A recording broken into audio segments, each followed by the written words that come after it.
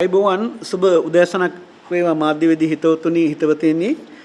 විශේෂයෙන්ම අධිකරණ අමාත්‍යාංශයේ දැක්ම සහ මෙහෙවර අනුව යමින් අධිකරණ අමාත්‍යාංශයේ විෂයපතේට ගැනෙන අධිකරණ අමාත්‍යාංශයේ යටතේ පවතින විෂය කාර්යභාරයන් ඒ වගේම ආයතනවල කරන ජාතික මෙහෙවර පිළිබඳව මාධ්‍ය දැනුවත් කිරීමේ විශේෂ ප්‍රවෘත්ති සාකච්ඡාවටයි ඔබ අප මේ සම්බන්ධ වන්නේ. අද අපේ විෂය වන්නේ සමතකරණය පිළිබඳව පසුගිය කාල පරිච්ඡේදයේ මෙරට යුක්තිය පසළඳීමේ කාර්යභාරය වඩා සාර්ථකව කාර්යක්ෂමව ඉටු කිරීම සඳහා අධිකරණ අමාත්‍යාංශයේ මූලික අරමුණ තමයි මේ රටේ ජනතාවට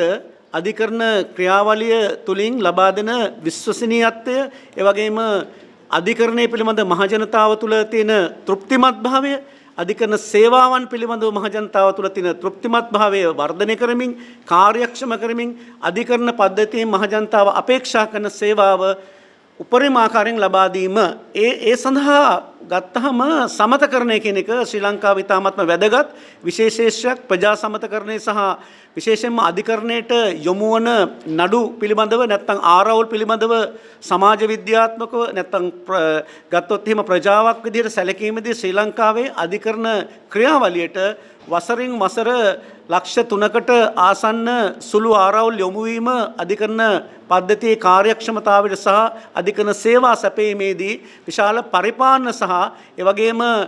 කාර්යක්ෂමතාව පැත්තෙන් ජනතාව අපේක්ෂා කරන කාර්යභාරයට යම්කිසි අභියෝගයක් එනවා. මේ නිසා අධිකරණ ශේෂ්ත්‍රය පිළිබඳව විශේෂයෙන්ම 1988 අංක 72 දරන සමත මණ්ඩල කොමිෂන් සභා පනත හඳුන්වා දීමෙන් අධිකරණ අමාත්‍යාංශය අපේක්ෂා කරේ අධිකරණ වලට සුරු ආරවුල් යටතේ ප්‍රජාවල් වලින් යොමු වෙන නඩු ප්‍රමාණය අවම කර විශේෂයෙන්ම ජනතාව අතර සුහදතාවෙන් ජනතාව අතර තියෙන අපගේ සංස්කෘතික සහ ප්‍රජාවන් වල තියෙන විශේෂතාවයන් අධ්‍යයනය කළ ජනතාවට අධිකරණ ක්‍රියාවලින් තොරව සමතකරණ වැඩපිළිවෙලක් තුළ සුහදව ප්‍රජාවක් විදියට සතුටින් නැත්නම් ඕම් තෘප්තිමත් වෙන විදියට තමන්ගේ ආරවුල් නිර්වුල් කර ගැනීම සඳහා ක්‍රමවේදයක් හඳුන්වා දීම. එහෙනම් සමතකරණයේ මූලිකම අරමුණ උනේ ඒ කාර්යභාරය තාමත්ම සාර්ථක විදියට පසුගිය අවුරුදු 33කට ආසන්න කාලයක් නැත්නම් 88 සිට 35කට ආසන්න කාලයක් 90 ඉඳන් කාර්යක්ෂම වැඩපිළිවෙලක් බවට පත් වෙච්ච මේ වැඩසටහන මම හිතන්නේ මහජ ගම විශේෂයෙන්ම ගමේ ප්‍රජාව සියලු ජාතීන් අතර කිසිම ભેදයකින් තොරව නැවත අධිකරණ ක්‍රියාවලියකින් තොරව තමන්ගේ සංස්කෘතික වශයෙන් ඇතිවෙන සුහදතාවයකුත් ප්‍රජාවේ ජීවත් වීමේදී තෘප්තිමත් භාවයක් තමයි මේ සමතකරණය තුලින් අපේක්ෂා කරන්නේ. ඊ타මාත්ම සාර්ථක ක්‍රමයක් විදිහට අධිකරණ අමාත්‍යාංශය වාර්ෂිකව ගත්තොත් එහෙම ලක්ෂයකට ආසන්න සමහරලාට ලක්ෂ 2-3 සුළු ආරවුල් වලින් 70%කට වඩා ප්‍රතිඵලදායක විදිහට සමතකරණය තුලින් විසඳාගෙන ගමක් විදිහට නැවත තමන්ගේ අසල්වැසියා එක්ක සුහදව ජීවත් වීමේ ක්‍රමවේදයකුත් අධිකරණ ක්‍රියාදාමයකින් එහාට ගිහිල්ලා සමාජ ක්‍රියාදාමයක් කරන වැඩසටහනක් තමයි සමතකරණය. ඒ නිසා මේ සමතකරණ වැඩපිළිවෙලේ විශේෂයෙන්ම ලංකාවේ ප්‍රාදේශීය ලේකම් කොට්ටාස 332 තුල සක්‍රියව ක්‍රියාත්මක වෙන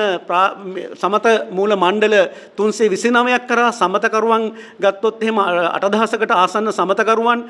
ස්වේච්ඡා පදනමක් යටතේ කිසියම් වැටුපක් වේතනයක් නොලබා මහජනතාව ප්‍රජාවකට ඉටුවන සේවාවක් විදිහට සමතකරණ වැඩපිළිවෙල හඳුන්වා දී තිබෙනවා. මේක ඉතාමත්ම ජනප්‍රිය වෙමින් දවසින් දවස මහජනතාව තුළ කියන්නේ ප්‍රජාව තුළ ගම තුළ යම්කිසි පළපැදියම් වෙන ආකාරයකින් අධිකරණ ක්‍රියාවලියට ශක්තිමත් වෙමින් මේ වැඩපිළිවෙල ඉදිරියට යනවා. ඒ නිසා ඊට අවශ්‍ය ආකාරයෙන් මේ තවදුරටත් සමත කොමිෂන් සභා පනත ශක්තිමත් කරමින් පසුගිය කාල පරිච්ඡේදයේ මෙහි යම්කිසි ප්‍රජාවට තවදුරටත් ඵලදායී වෙන විදිහට මේ සමතකරණ ආරවුල් කරන පිළිබඳව දායක කර ගැනීම සඳහා ගරු අධිකරණ අමාත්‍ය අධිකරණ බන්ධනාගාර කටයුතු සහ ආණ්ඩුක්‍රම ව්‍යවස්ථා පිළිබඳ අමාත්‍ය ජනාධිපති නීතිඥ ආචාර්ය විජේදාස රාජපක්ෂ මැතිතුමා පසුගිය කාල පරිච්ඡේදයේ සමත මණ්ඩල කොමිෂන් සභා පනතට සංශෝධන කීපයක් හඳුන්වා දෙමින් විශේෂයෙන්ම උතුරු නැගෙනහිර ජනතාවගේ